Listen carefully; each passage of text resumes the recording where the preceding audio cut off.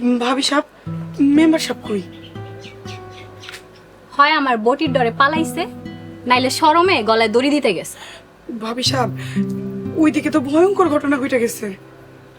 গোলাগুলির আওয়াজ শুনছি। মেম্বার কি গুলি খায় মরছে?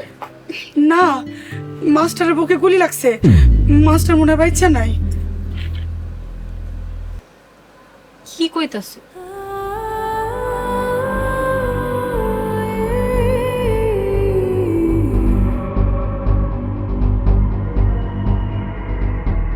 আমার এক অন্ধকার ঘরের ভিতরে বাইন দিয়ে ফালায় রাখছিল।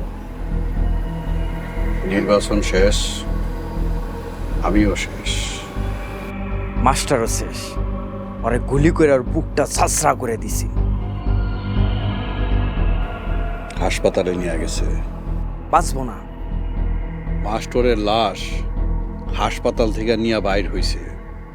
এইরকম খবর না নিয়ে তুই আমার সামনে আবি না। আমি তোর মুখও দেখতে চাই না।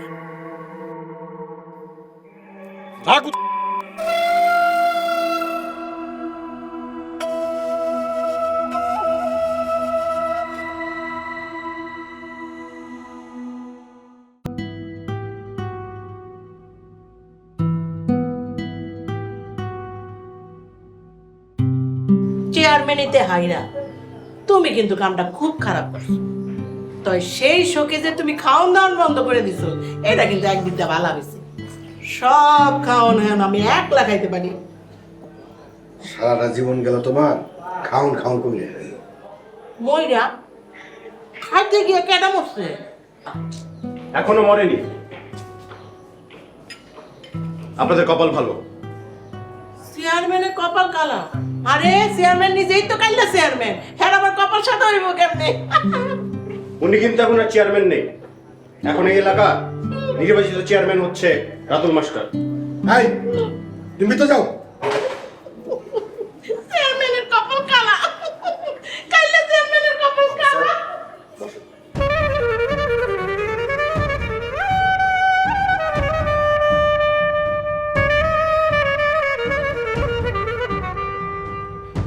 আজব ভয়ঙ্কর মানুষ আপনারা। লোকটা চেয়ারম্যান হতে না হতেই তাকে মেরে ফেলতে চাইলেন। অফিসার, কারে কি বলতে চাচ্ছেন? ও আচ্ছা, আপনি কিছুই বুঝছেন না। তা গতকাল নির্বাচন শেষে রাতুল মাস্টারকে গুলি করা হয়েছে, এটা আপনি জানেন তো, নাকি সেটাও জানেন না? নির্বাচনের ভয়ঙ্কর জালিয়াতি দেখে গতকালকে আমি অসুস্থ হয়ে পড়ছিলাম, তারপর বাড়ি এসেছি। পরে জানতে পারলাম মতিনের লোকটা নাকি রাতুল মাস্টারে গুলি করছে। আমাকে জোর করে হারানো হয়েছে, তাই বলে মানুষের গুলি করে মারতে হইব? খুবই ন্যাক্কারজনক ঘটনা করছে মতি। সাবেক চেয়ারম্যান হিসাবে আমি এর তীব্র নিন্দা জানাই। আমি এর বিচার চাই।